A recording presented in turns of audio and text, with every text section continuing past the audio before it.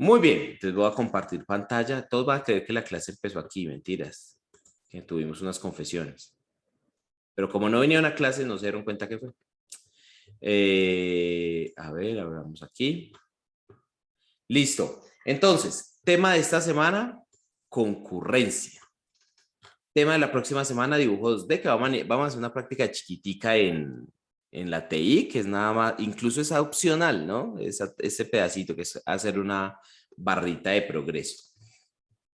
Concurrencia. Primero que todo, necesito, muchachos, que ustedes me digan, que ustedes me cuenten qué vaina es eso de la concurrencia. Lo que hayan leído, lo que hayan entendido, lo que se hayan imaginado, lo que tengan en la cabeza. Quiero que empecemos con lo que ustedes comprenden sobre el tema de concurrencia. ¿Qué es eso?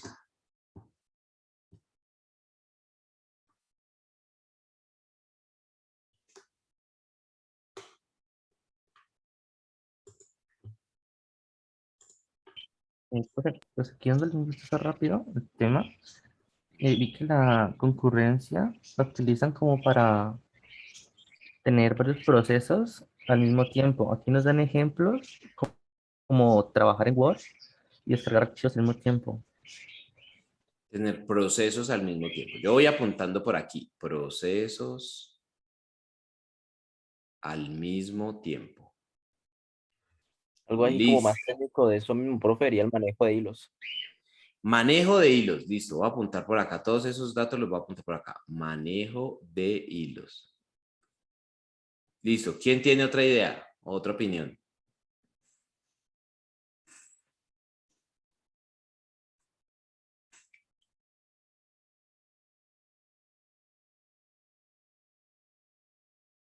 Por ahora, esas dos. A ver, ¿quién más? De lo que leyeron.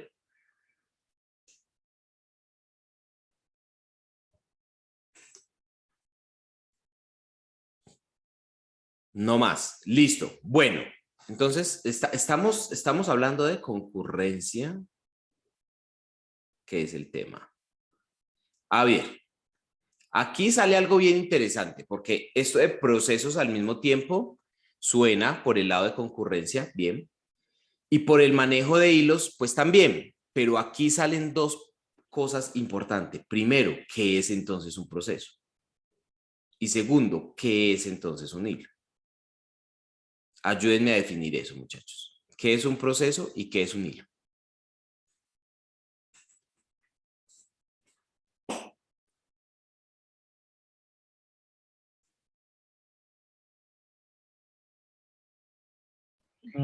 Procesos, podríamos decir Mm, que es como una tarea que le encargamos al computador a que la haga. ok. No se me ocurre Una otra definición. tarea al PC para que la haga. Listo. De manera general. ¿Y qué sería un hilo? Como que también. Un hilo es un proceso pero más liviano, Un hilo es un proceso, pero más liviano. un proceso liviano. Un proceso liviano. Eso suena extraño. Yo no sabía que había procesos fuertes y procesos livianos. Proceso liviano. Bueno, vamos a ver algo. Cuando yo llego, porque necesitamos diferenciar dos temas importantes antes de empezar. Yo llego y hago esto. Tin, estoy abriendo aquí mi administrador de tareas de Windows. ¿Listo? ¿Se ve en pantalla? Sí, profe. Perfecto.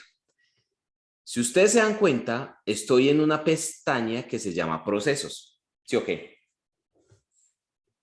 Esa pestaña que se llama procesos me muestra cuáles son entonces esos procesos como tal que genera que tiene abierto mi computador, ¿cierto? Más específicamente mi sistema operativo. Entonces, si yo me doy cuenta que hay unos que se llaman aplicaciones y si yo desgloso, pues me doy cuenta que las aplicaciones adentro pues están generando esos tales procesos. Fíjense, por ejemplo, lo que hace el navegador. ¿Cuántos procesos tiene abierto el navegador? Demasiados, ¿cierto? Cuando trabajamos en Eclipse, pues aquí, y cuando lanzamos ponemos a correr uno de nuestros programas, se lanza un nuevo proceso, ¿cierto? Entonces, el proceso, si es una actividad, llamémoslo así, una operación, una función que se le lanza se le pide al procesador, pero ese procesador, nosotros no tenemos comunicación directa con el procesador.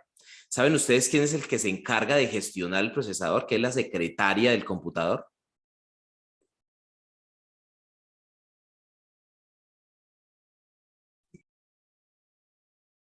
Uy, me parece recordar algo que eran se llamaba Puente Sur y Norte de la Placa, creo que era. Pues de sur y norte de la placa. Bueno, a ver, desde el punto de vista de hardware, de a dónde llega esa cola, puede que sí. Pero realmente antes de llegar al hardware, hay una parte de software que es la que se encarga de gestionar la CPU, ¿cierto? O el procesador. ¿Saben ustedes qué software es el que se encarga de gestionar el procesador?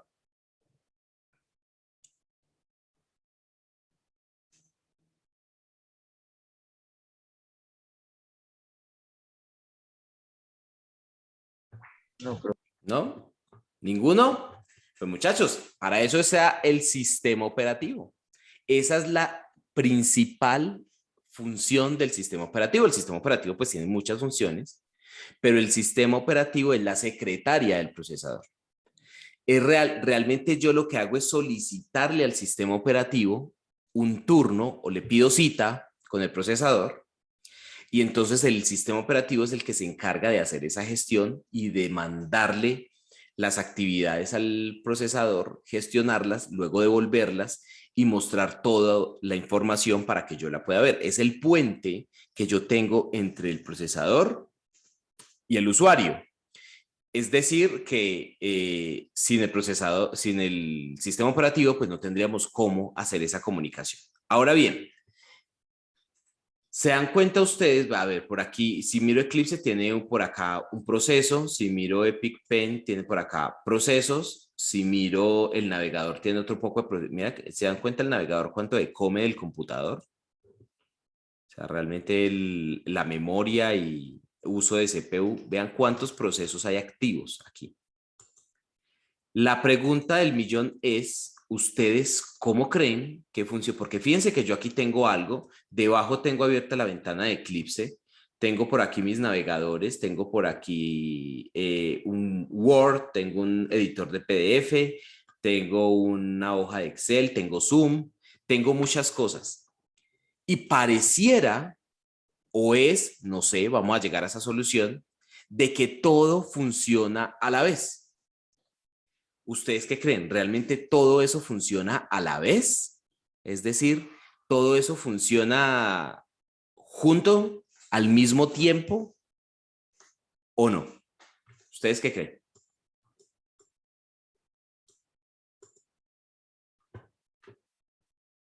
¿Sí o no? ¿Qué creen? yo digo que no, profe, pero solo por un pequeño retraso. No, pero por un pequeño retraso. Aquí nos va a llegar un algo importante para definir. Necesitamos saber qué es paralelismo y necesitamos saber qué es concurrencia, porque resulta que esa vaina no es lo mismo. Listo. Entonces tú me decías, yo creo que no, pero como que hay un retraso. ¿Por qué crees que no? Empecemos por ahí. Por lo que yo he visto, profe, cuando se manejan precisamente ahí más o menos el tema de hilos, yo he visto que ellos empiezan como a iterar y todo eso, pero resulta entonces que a veces como que va uno primero que el otro y otro primero que el otro y así, o sea, como que no hay como como que, como un camino, o sea, que siempre sea el mismo, ¿no? A veces primero hay un proceso de uno que otro, pero siempre están como a la par, o sea, hay como un pequeño retraso entre uno y otro. Muy bien. Muy bien, Juan Camilo. Digamos que sí, por ahí va la cosa. Es decir, paralelismo es cuando realmente yo puedo hacer procesamiento a la vez de varias cosas. Eso es paralelismo. Puedo hacer procesamiento a la vez de varios procesos incluso. Pero a ver, Vamos a partir de un caso hipotético. Tengo un computador. Ese computador tiene una CPU, tiene un procesador. Listo. Tiene un procesadorcito. Listo. Y resulta que voy a tener entonces por aquí el proceso A y voy a tener por aquí el proceso B.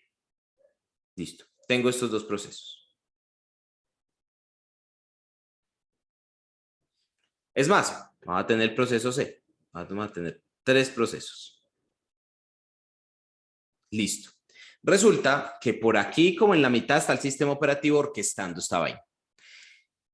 Los 3 necesitamos hacer uso de la CPU porque es que la CPU es la que se encarga de hacer el procesamiento. Entonces, los 3 necesitamos hacer eso. Entonces, estos son programas. Estos programas, todos sabemos cómo está hecho un programa, ¿cierto? A esta altura ya todos sabemos qué es un programa y esto está lleno de líneas de código, ¿sí o qué? Puras líneas de código. Ah, pero es que uno es Zoom. Zoom también tiene líneas de código, imagínate. Todo tiene líneas de código, ¿sí o qué? Tenemos 3 programas. ¿Cómo se imaginan ustedes que opera esta vaina para que yo pueda pasar la información, que el CPU la procese y que realmente todo esto funcione como si estuviera funcionando junto? Porque es que yo puedo poner música y va sonando. Yo puedo colocar un video en YouTube y está sonando. Yo puedo estar mientras tanto escribiendo un documento de Word y también estoy trabajando en conjunto. Todo está trabajando a la vez. ¿Cómo creen que hacemos entonces si tengo una sola CPU para poder trabajar esto que hay aquí?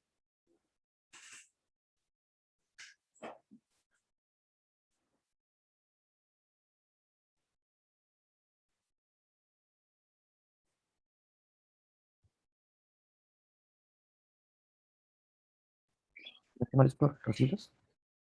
Por el manejo de los hilos, dice Jesús. No necesariamente, no. Esto funciona igual, así no trabajemos con hilos. Nosotros hemos hecho programas que no trabajan con hilos y ¡pum! Eso trabaja como si todo estuviera junto. Eso es una cosa bonita. Alguien más iba a decir algo, pero no lo alcancé a tomar.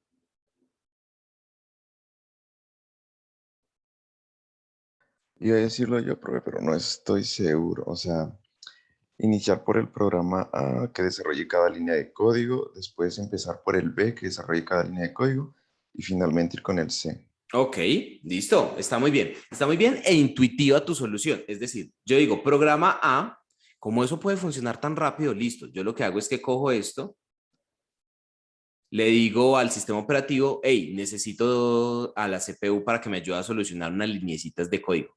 Listo, papá, ya lo mando. Entonces llega la CPU, revisa esto, lo resuelve y ¡pum! Listo, terminé. Le paso entonces el proceso B. Terminé y le paso entonces el proceso C. Muy bien. Pero imagínense que llega a suceder algo. Yo estoy ejecutando estas líneas de código y cuando estoy por aquí, me encontré con que tiene un escáner. El escáner necesita que el usuario digite un dato. Y yo no puedo continuar hasta que el usuario no digite el dato. ¿Sí o qué? Así funciona. Significa eso que eso detendría completamente al procesador porque el procesador dice, ok, ¿qué más hago? No, espere que es que el usuario tiene que escribir. Ah, bueno. Y ahí se queda. Digamos que el usuario responde rápido. ¿Cuánto se demora el usuario escribiendo el nombre, por ejemplo?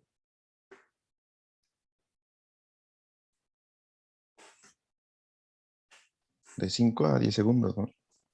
5 Ajá. segundos. Sí, ok, digamos que tiene un nombre chiquito. Juan. Sí, ok, se escribe rapidito. 3 segundos. 3 segundos será mucho o será poco en tiempo de procesador.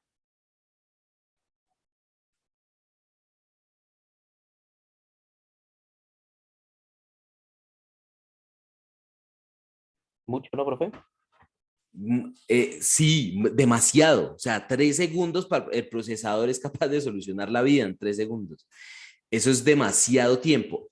Pero resulta que eso que ustedes están pensando es lo primero que se le viene a la cabeza a uno y es lo primero que se le vino a la cabeza a los que construyeron toda esta vaina. Entonces, esta fue la primera forma de procesamiento que existió. Es decir, yo hacía un programa, le decía al procesador que lo resolviera, el procesador hacía lo propio pero si no respondía, no terminaba, pues no podía seguir.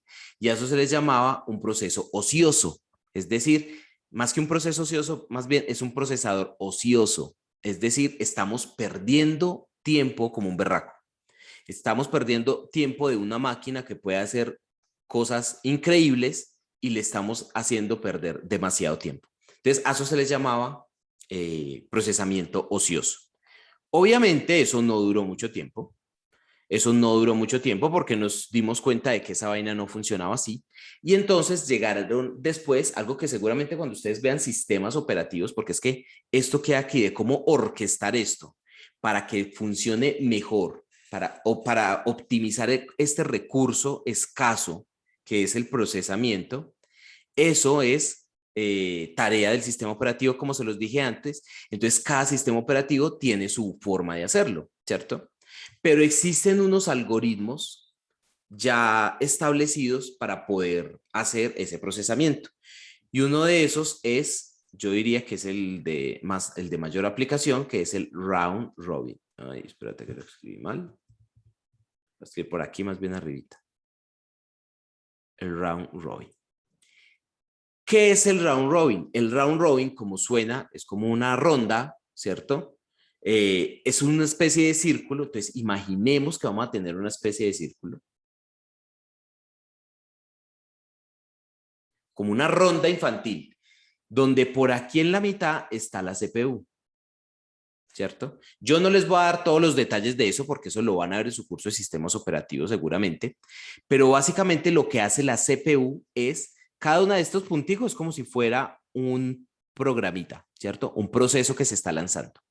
Ese proceso que se está lanzando, entonces, lo que hace es que el procesador va y le da un delay. Es decir, le da un espacio de tiempo extremadamente corto, pero lo que hace es que revisa primero este proceso. Luego pasa al siguiente. Luego pasa al siguiente, luego pasa al siguiente, luego pasa al siguiente, luego pasa al siguiente. Y esto lo hace extremadamente rápido y vuelve a la ronda. Vuelve a la ronda. Entonces, él realmente lo que hace es que coge este proceso A, ejecuta unas líneas de código, se le acabó su turno y sigue con el proceso B. Se acabó su turno, sigue con el C. Se acabó su turno, sigue con el A. Se acabó su turno y así sucesivamente. ¿Está esperando que le meta un dato, señor usuario? Pues se queda ahí esperando toda la vida, porque yo puedo acabar 1000 procesos mientras usted digita el nombre. Entonces, lo va haciendo por pedacitos, por pedacitos. ¿Listo? A eso se le llama round robin. Pero ¿significa eso entonces que realmente existe paralelismo o no existe paralelismo en eso que estoy contándoles?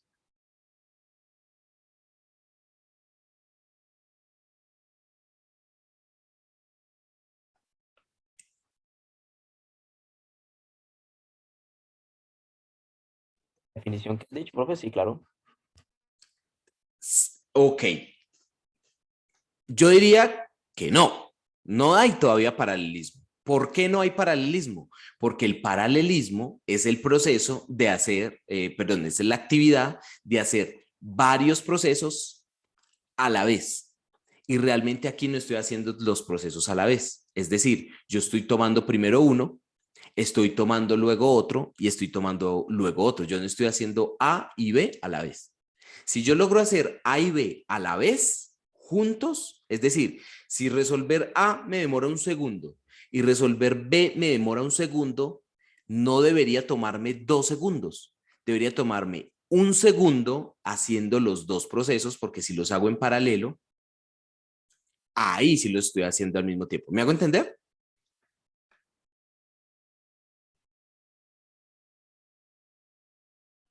Profe, ¿Sí? Ok, listo. Ahora bien, si esto no es paralelismo, entonces ¿esto qué sería?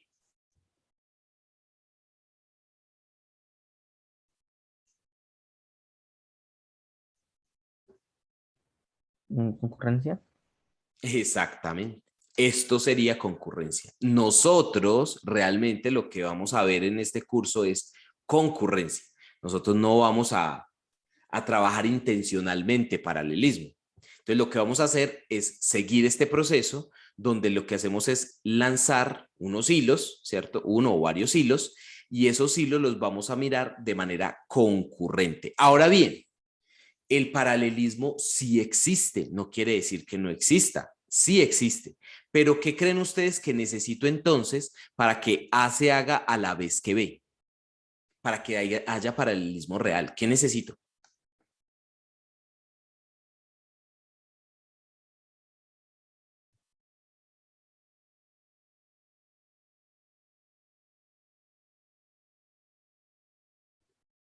¿Será que otro procesador o no?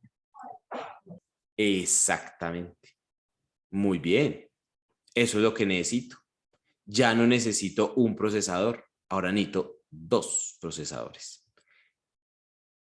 Necesito por aquí CPU 1, necesito por aquí CPU 2. El sistema operativo ahorita se va a encargar de orquestar esta vaina, pero resulta que la CPU 1 podría encargarse de todo este proceso, mientras que la CPU 2 podría encargarse de todo este proceso. ¿Listo? Eso realmente sí se vuelve paralelismo. Eso sí realmente es trabajo en paralelo. Estamos utilizando el mismo segundo para resolver los dos procesos. Eso sí es trabajo en paralelo. ¿Han oído hablar ustedes que existen los procesadores y los núcleos? ¿Han oído esto? ¿Procesadores y núcleos? Sí, profe. Sí, profe. Bien. ¿Y cuál es la diferencia? ¿Saben? ¿Cuál es la diferencia entre comprar un procesador que tiene 4 núcleos a comprar un computador que tiene 4 procesadores?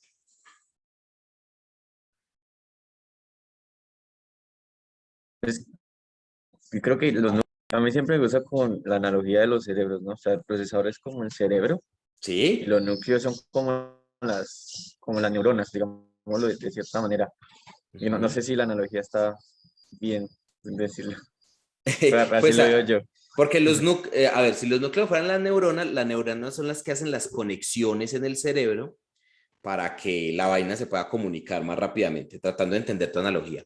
Pero realmente, no, realmente, a ver, esto funciona muy parecido, muy similar. Es decir, yo puedo tener 4 procesadores, ¿sí o qué? Es más, nuestros computadores, posiblemente los computadores actuales ya no traen menos de 2 procesadores o núcleos. Entonces yo puedo tener 4 núcleos, por ejemplo.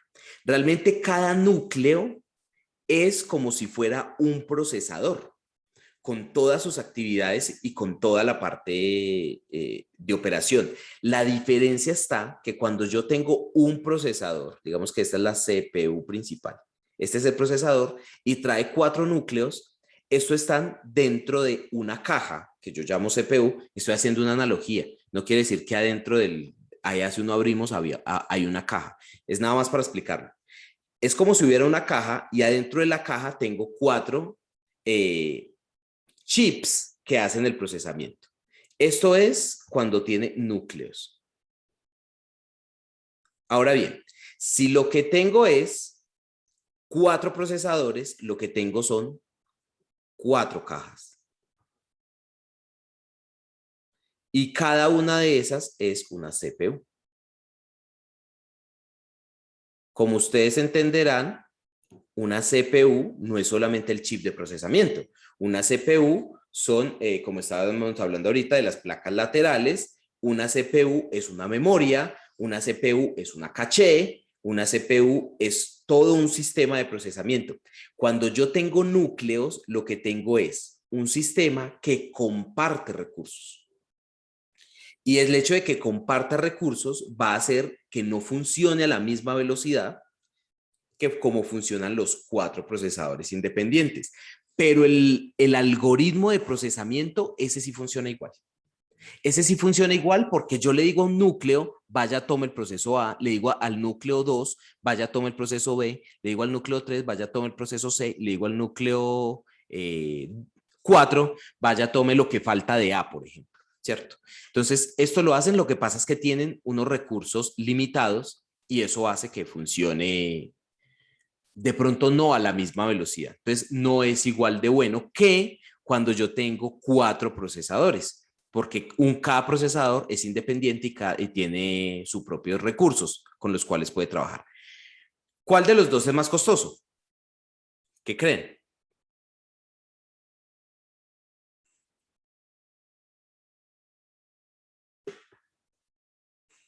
¿Costoso en dinero, profe, o en tiempo? Sí, claro, me refiero a dinero, O sea, yo voy a comprar un computador, ¿me cobran más por el caso de los núcleos o por el caso de 4 procesadores? ¿Cuál es más caro? Mal no recuerdo el de los 4 procesadores. Muy bien, o sea, cuando yo tengo procesadores independientes, eso es más costoso que tener un procesador que tiene 4 núcleos. Si fuéramos a hacer una analogía, ya que Juanfe le gustó el tema de intentar hacer una analogía, y eso normalmente funciona bien, yo diría que una buena analogía con esto puede ser, ustedes han utilizado, ya sea en su celular o en una cámara de fotografía normal, han visto que tienen algo que se llama zoom digital y zoom óptico.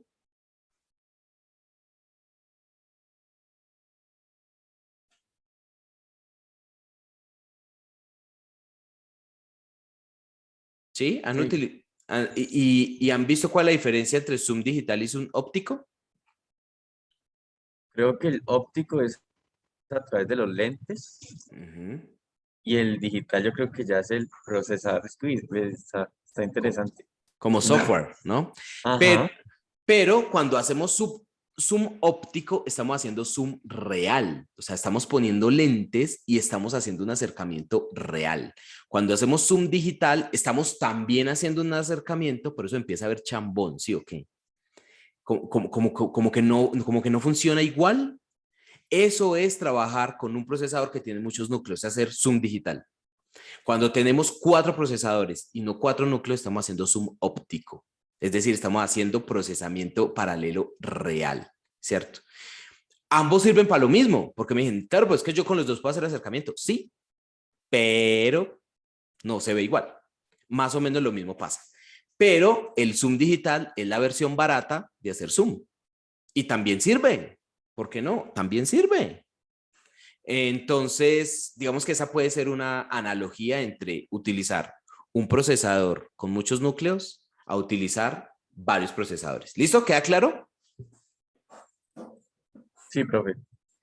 Bien, hay una cosa que yo dije aquí que me gustaría que quedara clara porque de pronto puede quedar en el aire. Cuando yo tengo ya más de un procesador o más de un núcleo, porque ya nos dimos cuenta que como que funciona para lo mismo, no quiere decir que entonces la CPU no se va a encargar solamente del proceso A.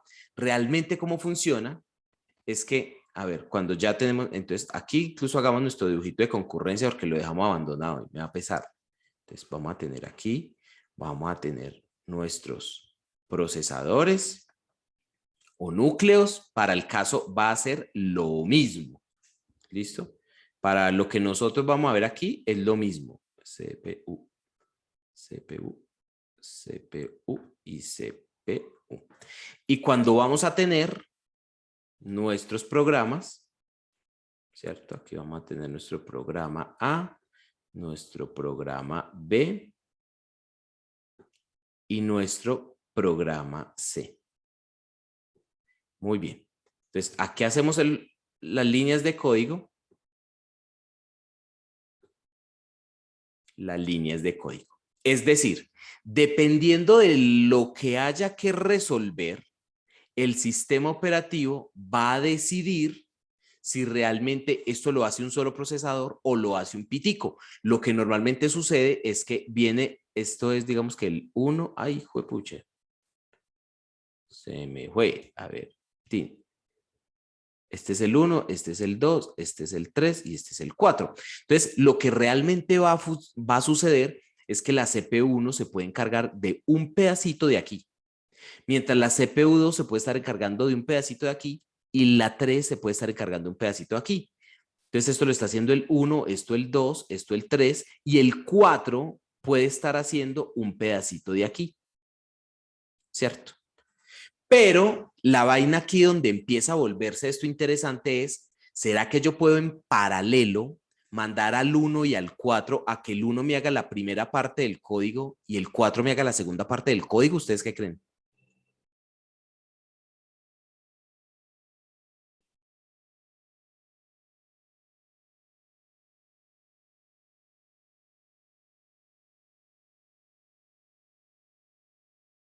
Es posible, profe.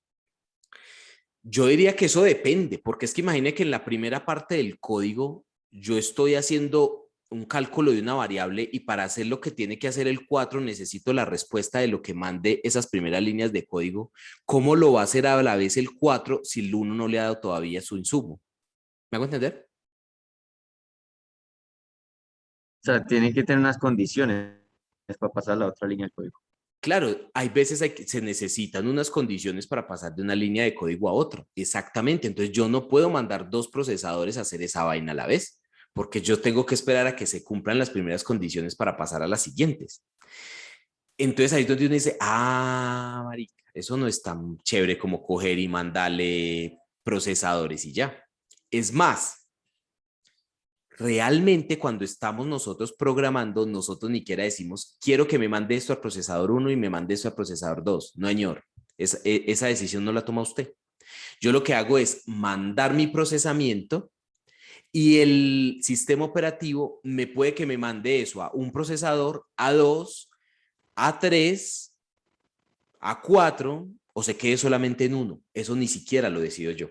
Eso lo decide el sistema operativo. Ahora bien, la pregunta del millón es, profe, llevamos más de media hora hablando y ¿dónde están los benditos hilos?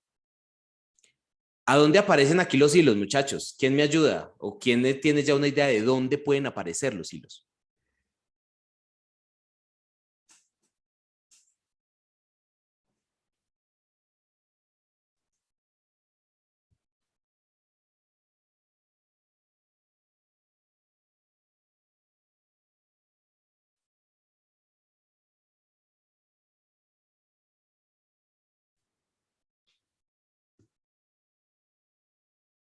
Ustedes piensen tranquilamente y cuando tengan una idea me dicen.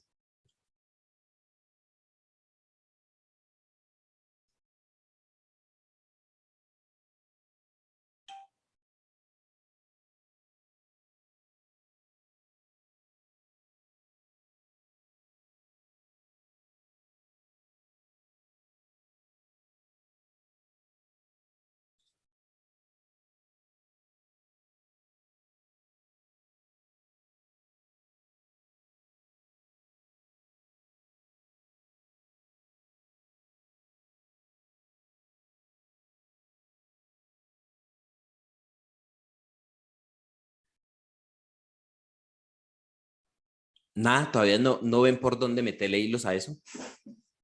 Profe, dentro del Ujú. proceso, Sí, dentro del proceso. Ok, sí, bueno, a ver, digamos que lo que puede suceder es que esto que aquí, este programa A, pues es mi programa, ¿cierto? Es el programa que yo hice. Lo que yo puedo hacer entonces es que este programa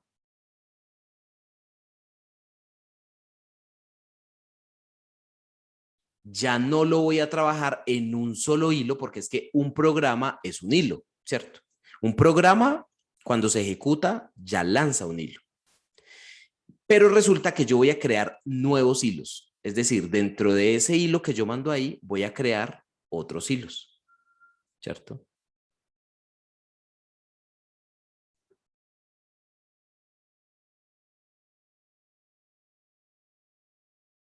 ¿Para qué me puede ser útil crear hilos?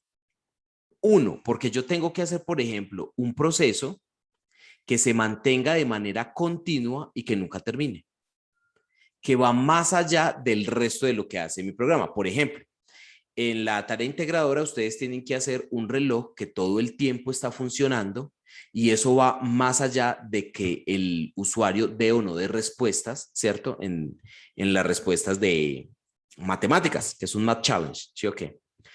Ese reloj es un hilo que de manera independiente yo lo lanzo por acá con un par de lineecitas de código, unas líneas de código lo lanzo prum, esto se lanza al hilo y el hilo está funcionando de manera individual. ¿Listo? Y él solito está trabajando mientras el resto de mi programa funciona. Es decir, no va a haber una dependencia entre lo que pase con ese hilo y el resto del programa. Para eso puede ser útil un hilo. ¿Para qué más puede ser útil un hilo? Yo puedo lanzar una actividad que es muy demorada, es muy lenta. Entonces lo que hago es que lo lanzo en 2 hilos, por ejemplo. El hilo 1 hace la primera mitad y el segundo hilo hace la segunda mitad. Y entonces eso hace que el procesador, yo le digo, hey, mira, necesito lanzar esto en 2 momentos distintos. Son 2 unidades de procesamiento distintas. Por aquí necesito una parte y por aquí necesito otra. Le digo eso al sistema operativo. El sistema operativo dice, bueno, los tienes aparte, no hay problema. Te voy a poner un procesador para este y te pongo un procesador para este otro. Y eso va a reducir el tiempo de mi procesamiento porque lo estoy haciendo en paralelismo o concurrencia, no sé, porque eso depende del procesador, si me va a dar 2 procesadores o me pone un procesador, hacerle round robin a cada uno, o me pone 3 procesadores, no sé. Puede que haya paralelismo, puede que haya concurrencia, no lo estoy controlando yo. Pero sí me va a dar mayor uso de los recursos porque lo estoy mandando en procesos independientes, ¿cierto? En unidades de procesamiento independiente que serían los hilos. Quiero saber si esto que expliqué se entiende.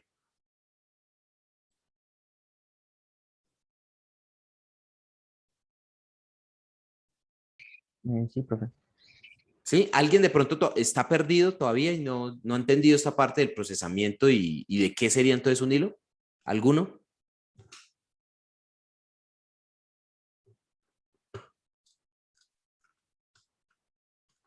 ¿No? Bueno, listo. Entonces yo parto de la base de que estamos entendiendo esta parte. Muy bien. ¿Qué es lo que vamos a hacer nosotros, muchachos, en este espacio de tiempo que nos queda? Vamos a hacer este caso que hay acá. Uy, este negro como que no era la mejor forma de rayar, me da la impresión. Hagámoslo en verde. Vamos a hacer este que hay acá. Por ahora. Es decir, vamos a coger un procesamiento que sea como lento, ¿cierto? Un poquito lento. Y lo que vamos a hacer es que lo vamos a lanzar en más de un hilo a ver cómo se comporta. Entonces vamos a entender cómo operar esos hilos, cómo lanzar un hilo en Java y cómo opera realmente ese proceso de hilos. A ver, muchachos, les voy a ser sincero, el manejo de hilos reales de una forma correcta, de una forma útil, es toda una ciencia en el desarrollo de software. El manejo de hilos es cosa seria. Lo que vamos a hacer nosotros acá es un manejo de hilos simples, pero es cosa seria, porque imagínense esa vaina que yo estoy mandando hilos aparte, pero en mi programa, como yo les decía, yo tengo que estar muchas veces esperando respuestas del código. Y si tengo que esperar respuestas y yo mandé otro hilo por aparte, entonces mi otro hilo tiene que esperar la respuesta del primero. Y si yo tengo que esperar la respuesta del primero, entonces si tengo que esperar a que acabe el primero para empezar el segundo, ¿para qué carajo le mandé un hilo? Si realmente tengo que esperar a que termine el primero y siga el segundo, pues mande eso normal y ya, ¿cierto? Entonces, ahí, o es más, todavía peor, si yo tengo que esperar la respuesta de un hilo, esperar la respuesta del segundo hilo y toda esa información la junta al tercer hilo, yo no sé realmente si el hilo que va a terminar primero es el primero o el segundo, porque cada uno puede terminar. Es más, como eso depende del uso del procesador, a veces puede terminar más rápido el primero, a veces puede terminar más rápido el segundo. No es que siempre termine más rápido uno de los dos. Y si termina más rápido el segundo o termina más rápido el primero y resulta que la información es una división, no sé, voy a coger el número y no es lo mismo coger el numerador y el denominador que primero el denominador y el numerador y no tengo con qué hacer la operación matemática, pues me va a generar un error porque no tengo la respuesta cuando termino el tercero. Es decir, esa vaina es cosa seria, ¿cierto? No es tan fácil como pareciera. Entonces es toda una ciencia programar bien con hilos. Pero realmente en el mundo real sí funcionan los hilos. Y los hilos sí dan eficiencia. Lo que pasa es que hay que saberlos manejar. Aquí no nos vamos a complicar. Aquí vamos a utilizar hilos desde el punto de vista básico y de operación. Existe incluso algo que se llama concurrencia con paso de mensajes, que eso pues no lo vamos a ver aquí, tal vez lo vean después, no sé, eso no estoy seguro, pero realmente es ahí cuando empezamos a hacer esa sincronización o empezamos a hacer esa orquestación entre los hilos para que la vaina pueda funcionar de una manera más óptima. Entonces, no quiero, obviamente, decirles, uy, no, entonces qué pereza programar con hilos, eso es lo peor. No, no, no, no, no, eso puede ser útil. Lo que sí es que no va a ser tan natural como serían los ejemplos que vamos a hacer aquí. Creo que pues, sí, y vamos a llegar a algunas conclusiones, pero programar de forma total con hilos, pues necesita estudiar aún más, porque es que además, imagínense, ¿ustedes qué creen? Si yo lanzo este programa con hilos, ¿opera igual en un computador, en el computador mío que en el computador de ustedes? El mismo programa lanzado con hilos, ¿funciona igual en los dos computadores o no?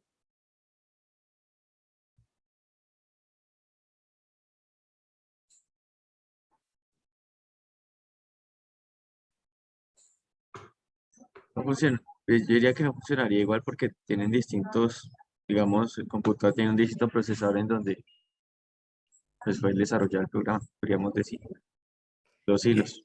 Exactamente, porque resulta que mi computador puede que tenga una CPU con 2 núcleos y resulta que el computador de Juanfe tiene 4 procesadores reales. Esa vaina no va a funcionar igual y no se va a demorar al mismo tiempo. Entonces empezamos a tener dependencia de la arquitectura también. O sea, no va a funcionar igual. Entonces, si además cuando yo programe los hilos, dependo porque, eso funciona una maravilla. Lo instalé en otro computador y se perdió.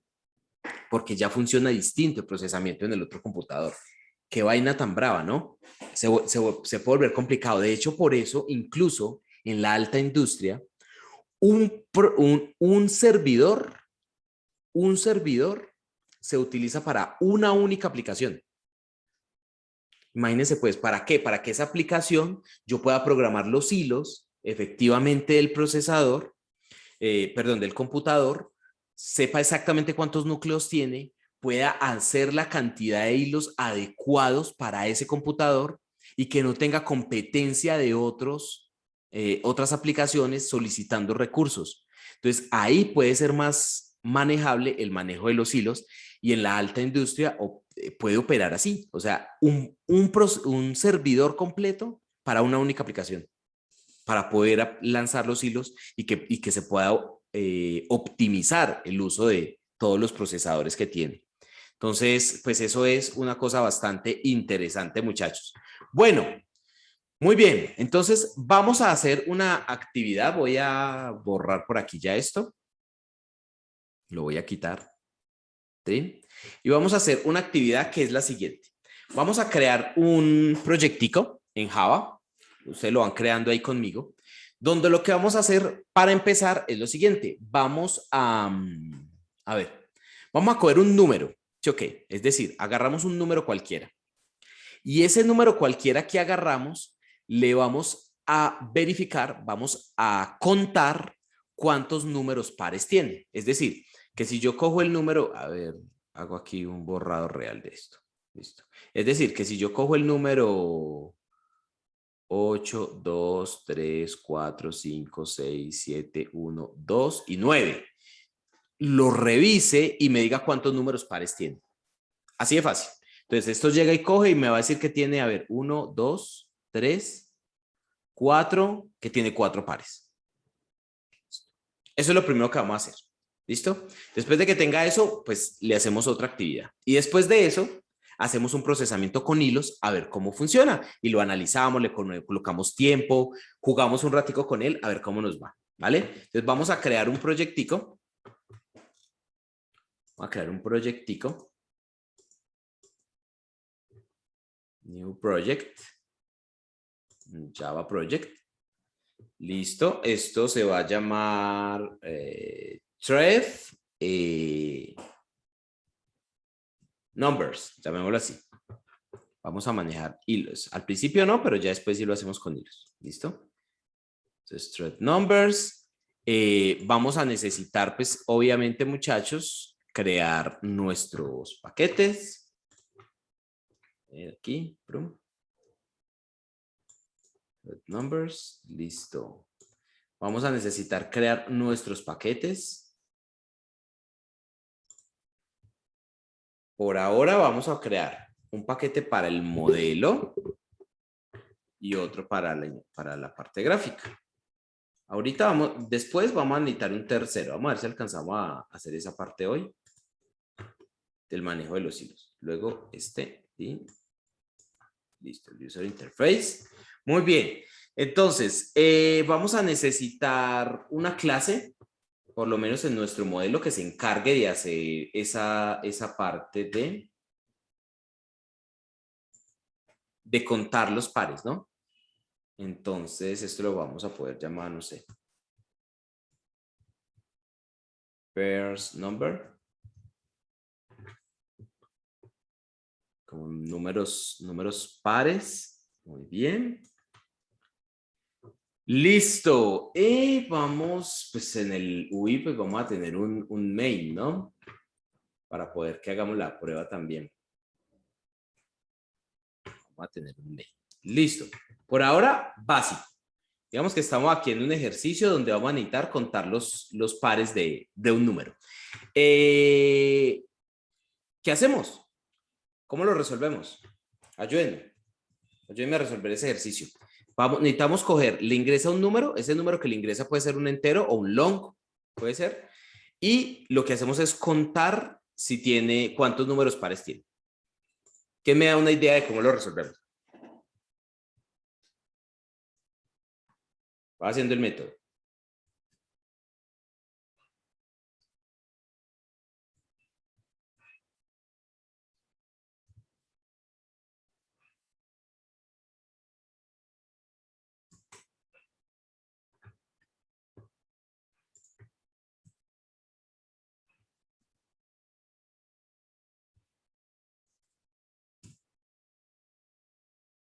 Aquí tengo el constructor.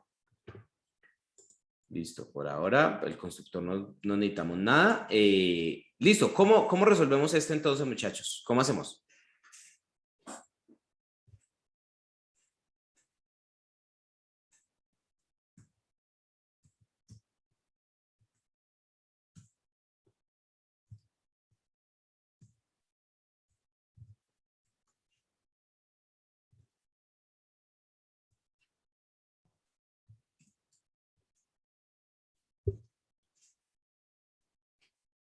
¿Qué se les ocurre?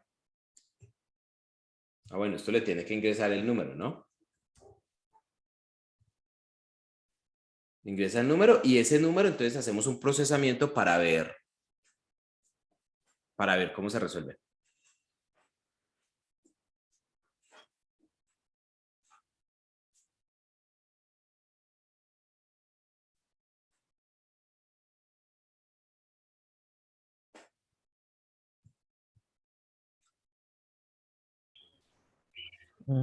Pues, tengo como más o menos una idea. Sería hacerle un split al number que nos dé cada dígito y luego pues podemos hacerlo iterativo con un for que recorra todo ese split hasta el, ¿cómo se llama? El tamaño -1. Ajá. Y Ok. para cada posición, que Ujú. sería la posición i, hacerle el parse int con el parse int en un auxiliar y ese comprobar si la división de ese entre 2, ¿cómo era? Creo que era mod Sí, con el para módulo. el cociente, el módulo, eso. Ujú. Si el cociente da 0, es porque es par, entonces ahí le sumamos 1 a pares y si no, pues que compruebe el que sigue. Perfecto. Jesús, está muy completa tu idea. A ver si te capto la idea. Es coger esto completo, lo volvemos un string para poderlo splitear. Tenemos que volverlo un string. Entonces ahí quedaría como en cajoncitos. Esto se nos vuelve un arreglo. Y lo que hacemos es que miramos elemento por elemento del arreglo a ver si es par o no es par. ¿Cierto? Básicamente eso sería. Ajá, sí. Listo, muy bien. Está bien, pero la cosa es que nos toca después coger elemento por elemento y después volverlo otra vez número para poder analizarlo. Entonces creo que tiene un reprocesamiento que creo que no es necesario. Miren, fíjense qué pasaría, muchachos, si yo hago esto. A ver, vamos a hacer aquí una actividad. Vamos a decirle que un dígito, int digit, hágalo igual a number módulo 10. Si yo le digo que number es este número grandote que hay aquí arriba, ¿sí o qué? ¿Qué pasa si yo le digo que el dígito sea igual al número módulo 10? ¿Hay que castearle un entero? Ah, no, entonces metámosle un entero. Breve, listo. Porque necesito un solo dígito. Entonces, ¿qué sucede si yo cojo el número y le hago módulo 10? ¿Qué número obtendría de 8? A ver, 1, 2, 3, 1, 2, 3, de acá. 823.456.719. Si yo cojo eso y le hago módulo 10, ¿qué me da?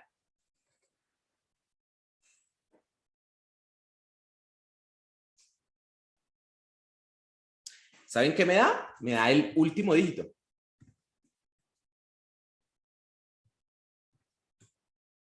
Porque lo que estoy haciendo es haciéndole el residuo de un dígito, porque es con 10. Entonces, básicamente, yo lo que estoy haciendo es calculando el residuo, él va a hacer una división y me va a entregar el último, el 9. Eso es lo que me va a entregar aquí.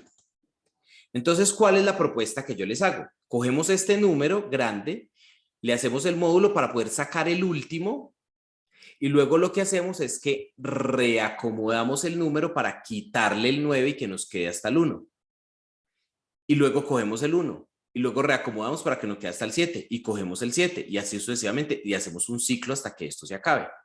Entonces, si módulo 10 me devuelve el último dígito, ¿por qué tengo que dividir esto para que desaparezca el 9?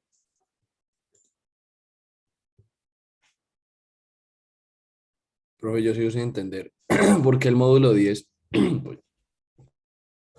siempre me va a dar el último dígito, sin importar el tamaño del número que yo pongo. Sí, hagámoslo aquí con una divisioncita chiquita. A ver, por ejemplo, 45 módulo 10 significa dividido 10. ¿Sí o qué? Muy bien. Sí. El 45 en el 10 está lo que el 1 en el 4, ¿cierto? Así le decían a uno en la escuela, en la escuelita de Doña Rita. Entonces uno dice, está 4 veces, profe. Muy bien. 4 por 0, 0 a 5, 5. 4 por 1, 4 a 4, 0. Esto que hay aquí es el cociente y esto que hay aquí es el residuo. El módulo me permite obtener el residuo, ¿sí? Entonces, 45 módulo 10 me da el último dígito. ¿De acuerdo, Gabriel? Pero no te daría .5. No, porque el residuo me permite obtener, el módulo me permite obtener el residuo, lo que sobra de la división. El solo dígito. Ajá, el solo dígito. Si lo hago con un número grandísimo como este que hay acá, va a pasar lo mismo. Al final el residuo va a ser el último dígito. ¿Vale? Okay. Y si yo cojo 45 y lo divido entre 10, resulta que me quedó el mismo número, pero sin el último dígito. ¿Se dan cuenta? Se remueve el último dígito. Exacto, remueve el último dígito. Es Claro, decir, lo remueve. si lo hacemos con módulo para obtener el último dígito y lo hacemos luego con una división para quitarnos el último dígito, vamos a ir quitando luego luego luego hasta que se acabe el número. Y así de esa manera podemos repasar todo el número. Es que cuando les pregunté creí que podía ser un poco más natural porque eso es un ejercicio que uno regularmente siempre hace en primer, segundo semestre. Siempre hace eso de convertir, de analizar los números sin haber visto arreglos ni nada. Solamente tiene un número y está viendo ciclos. Entonces es un ejercicio típico. Pero listo, no hay lío. O sea, lo vamos a resolver aquí. Entonces vamos a coger esto. Esto se va a hacer mientras que el número sea mayor a 0, ¿cierto? mientras el número sea mayor a 0, se va a resolver esto. Ve, profe, ¿por qué no te pide castearlo como int? ¿Por qué no me pide castearlo como int? Porque lo puse int aquí arriba. O si no, nos toca volver el dígito un long también. Ya. Pero nada, lo podemos dejar un int porque los números que vamos a usar pues no caben dentro de un int divinamente. Está como 2.000 millones caben un int en Java. Entonces, le hacemos el módulo 10. Cuando le haga el módulo 10, el dígito ya me generó el número. Es decir, tengo en mis manos el 9. Este digit es 9 para el número del ejemplo. Tengo que mirar si ese es 9 es par. Eso ya lo sabemos hacer todos, supongo. Si digit módulo 2 es igual a 0. Eso significa preguntarle si es par. Y si es par, entonces, ¿qué hago? Pues cuento. ¿Listo? Para eso tengo un contador de pares, para que me diga cuántos son. Y después del condicional, entonces tengo que transformar el número en el número completo sin el último dígito. ¿Cómo les dije que se hacía eso?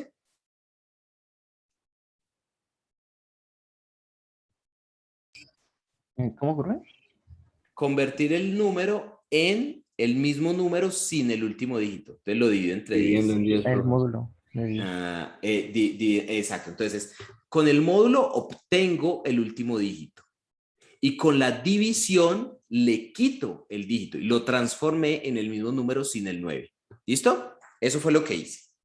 Y luego retorno la cantidad de pares que me dé. ¿Estamos de acuerdo con la solución que hice o no? ¿Habría que probarla? A ver.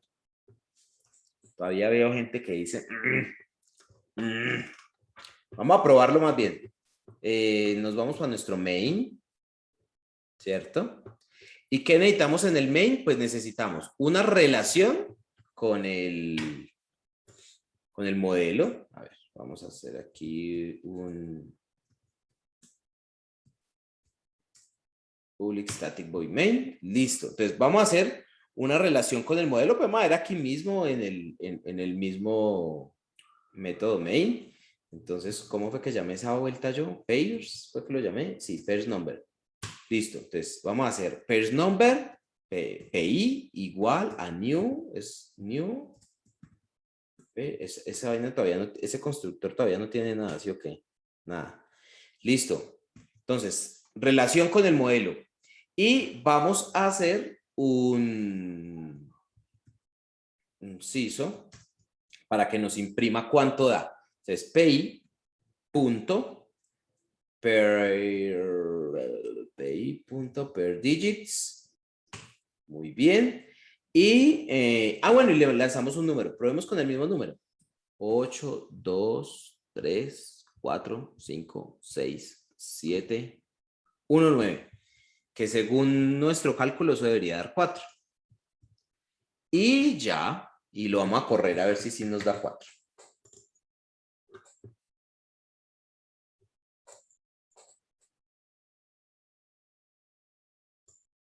Y aquí me dijo que es 4.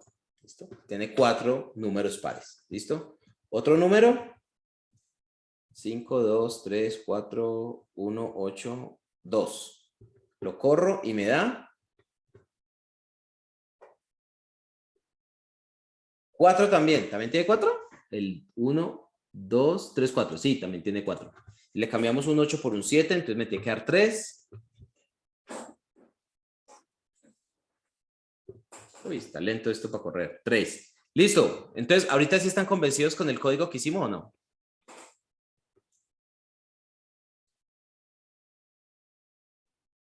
Sí, profe, Sí, está sí. funcionando. Sí. Está funcionando. Bueno, listo, muy bien. Pero esto no termina aquí.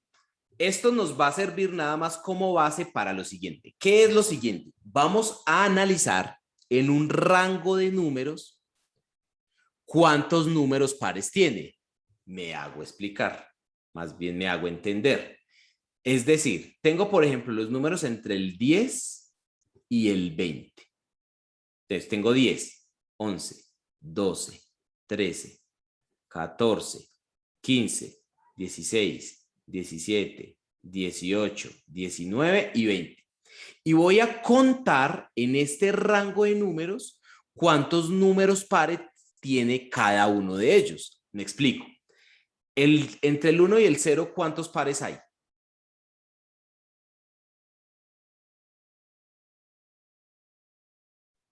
¿Cómo, profe? Entre el 1 y el 0, ¿cuántos pares hay? O sea, va a coger uno por uno y voy a contar cuántos pares tiene cada numerito de ese rango. 1, muy bien. Entre el 1 y el 1, ¿cuántos pares tiene? Ninguno. Entre el 1 y el 2, ¿cuántos pares tiene?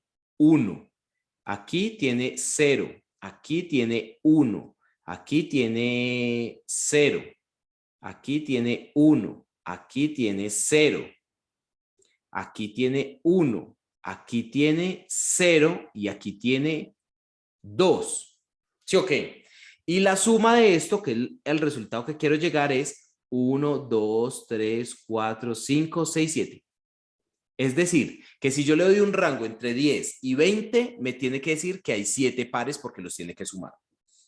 ¿Listo? ¿Queda claro cuál es el proceso que vamos a hacer ahora? ¿El reto? ¿Queda claro cuál es?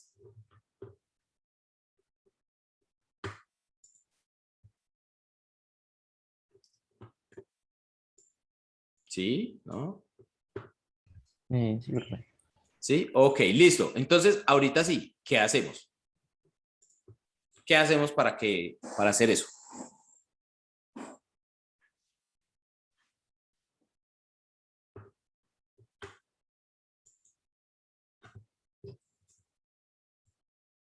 Oiga, propuestas.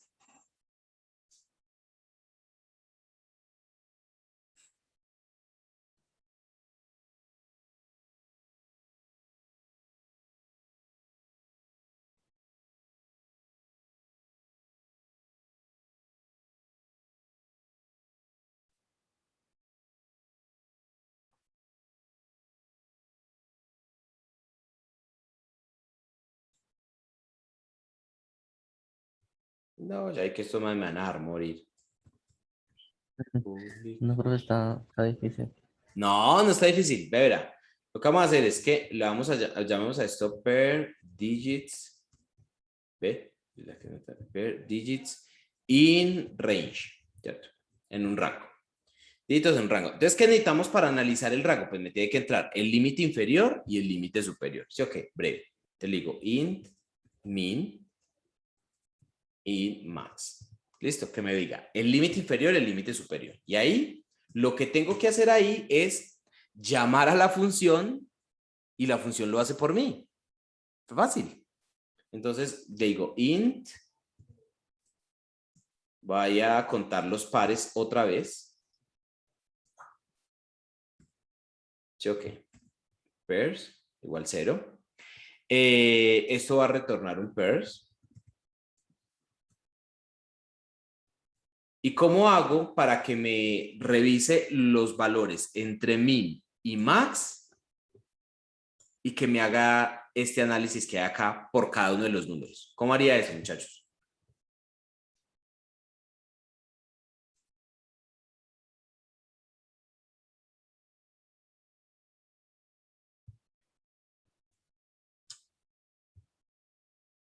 Profe, un método long puede retornar un int, ¿cierto? Un método long puede retornar un int. Mira que nunca lo había probado, pero parece que sí, porque no sacó error. Sí, por eso me pareció raro. Pero Pero pongámoslo no creo long. que sea al revés. Pero pongámoslo long. No, al revés, sino porque el long, Explota. el long abarca un int, pero no al contrario. Ajá. Por eso explota. Explota, muere. Listo. Entonces, ¿qué tenemos que hacer aquí, muchachos? ¿Un for? No. Un ciclo. For.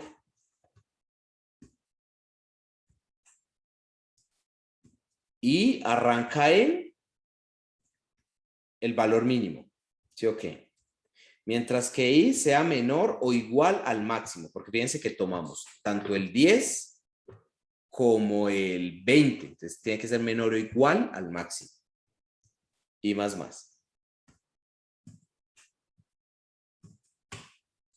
Perfecto. Entonces, esto se encarga de hacer el recorrido.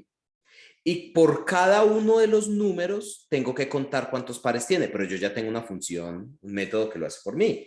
Entonces, pairs va a ser igual a, o más bien más igual, ¿cierto? Para que lo incremente, a llamar a la función pair digit, pair, ¿se llama cómo? Pair digits. Pair digit con i, efectivamente. Entonces lo que hace es que coge le entra, por ejemplo, por acá un 10 y por acá un 20. Entonces le entra un 10, arranca en 10, mira cuántos dígitos tiene el 10 y lo devuelve aquí. Luego pasa al 11, mira cuántos tiene y lo incrementa aquí. Al 12, al 13, al 14, al 15 y así sucesivamente. Y al final retorna cuántos tiene. ¿Qué más habría que hacerle a eso? Con eso es suficiente.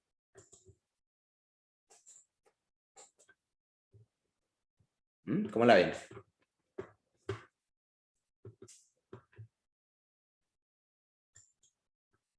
Y en el main, entonces aquí ya no vamos a llamar a esta función, sino que vamos a llamar a pi.dígitos en un rango. Muy bien. Y le vamos a dar entonces entre el 10 y el 20. Si hicimos bien la cuenta, pues nos debería dar 7. A ver.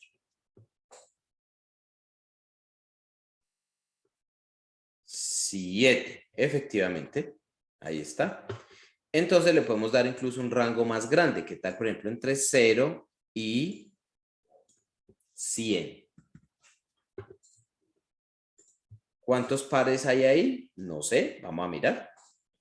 Según esto hay 91 pares entre el 0 y el 100. Bien.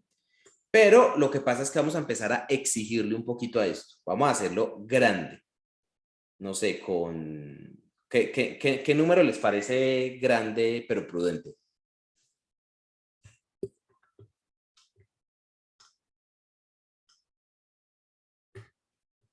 ¿10.000 puede ser, profe? 10.000, a ver, 1.000, 10.000. No sé, que se nos demore siquiera 10 o 20 segundos. A ver. Lo hizo todavía muy rápido. Otro 0. 100.000.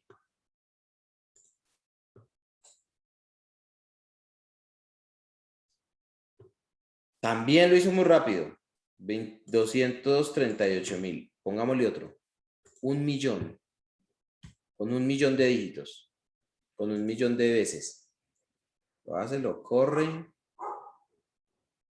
Muy bien. También lo hace más o menos rápido. Con 100 millones. Lo voy a colocar.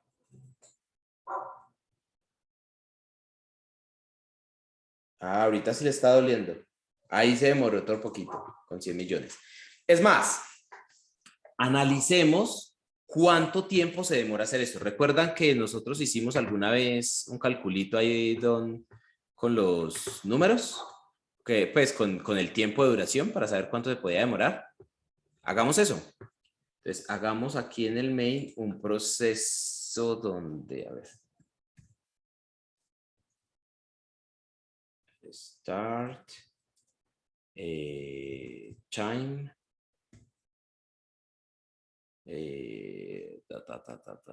Yo creo que, bueno, y uno donde acumulemos el resultado.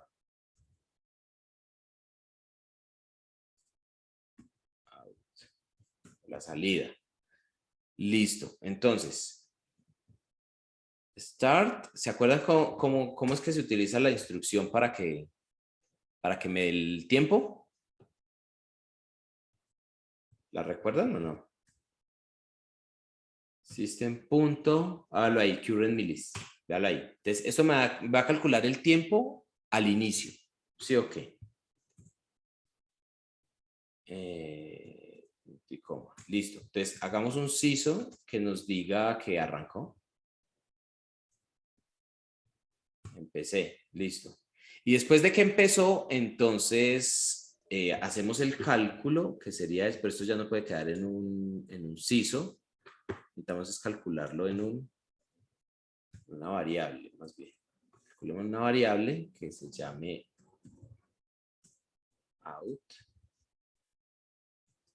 Listo. Lo guardamos aquí en esta variable. Y después de que tenemos ya la variable con el resultado, entonces vamos a calcular el tiempo después de que corrió. que es el que yo llamé time. Time, hagámoslo igual a system punto current millis, lo mismo, menos lo que se gastó al inicio, ¿no? Menos el start. Listo, entonces lo que hago es, mido el tiempo al principio, ejecuto el proceso y mido el tiempo después de que pasó de esa línea de código. ¿Sí o qué? Y luego, entonces le voy a colocar, ahorita sí en pantalla, algo que diga como el rango.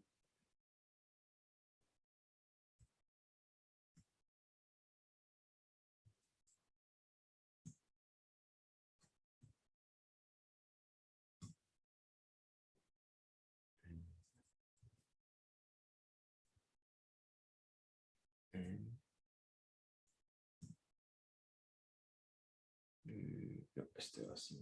Time. En este tiempo, en estos. Milisegundos.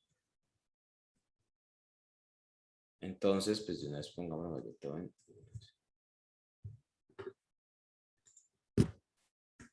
listo.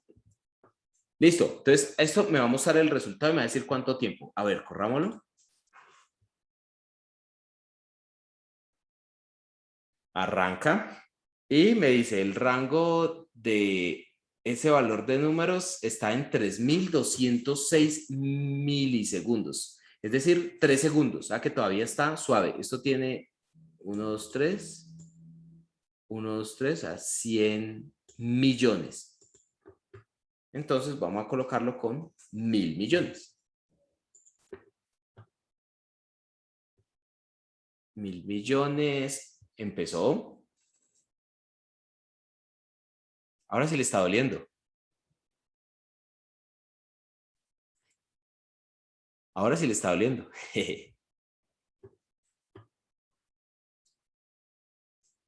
Acá va a tocar hacerlo por menos. Pero un momentico, a ver. A ver en cuánto lo resuelve.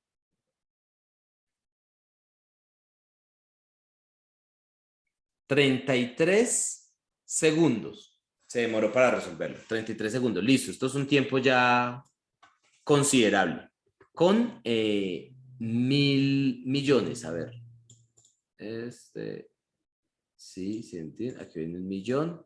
1000 millones. De 0 a 1000 millones tiene esta cantidad de números pares y se demora 33 segundos. La cosa es que si uno lo vuelve a correr, si recuerdan ustedes, muchachos, que si uno lo volvía a correr, puede cambiar el tiempo que se demora, cambia el resultado. ¿Por qué creen que pasa eso? Ya que estamos hablando de este tema de procesamiento. Porque a veces se puede demorar un poquito más, a veces un poquito menos. Por los recursos que le manda, o sea, si le asigna varios núcleos o no. Exactamente. Digamos que lo normal es que aquí le debes siempre asignar, yo creo que la misma cantidad de núcleos o de procesadores, pero lo que no sabemos es qué tan ocupado se encuentra el gerente cuando nosotros hacemos el proceso. Entonces, si está muy ocupado, pues se va a demorar más porque no lo puede atender al mismo tiempo, pero si está un poquito más desocupado, pues lo atiende más rápido. Fíjense que aquí nos ganamos un segundo y no hemos hecho nada, solamente volverlo a correr. ¿Sí? Entonces, pero sí siempre vamos a estar más o menos en el mismo rango. Más 1, menos 2, más 1, más 2, menos 1, menos 2 segundos, pero ahí vamos a estar en ese rango. ¿Qué es lo que quiero que hagamos ahora? Que ya lo vamos a dejar para mañana porque el tiempo se nos acabó. Primero, hagan esto, corran lo que les funcione. Lo que vamos a hacer es que vamos a coger esta vaina que hicimos aquí de calcular los pares y lo vamos a tirar en hilos. Es decir, vamos a hacer un hilo que se encarga de hacer la mitad de este proceso y otro hilo que se encarga de hacer la segunda mitad y que después esas dos cosas se junten, se sumen y a ver si se nos reduce a la mitad del tiempo. Porque si lo tenemos en dos hilos distintos, pues en teoría debería reducirse a la mitad. ¿O no? ¿Qué creen?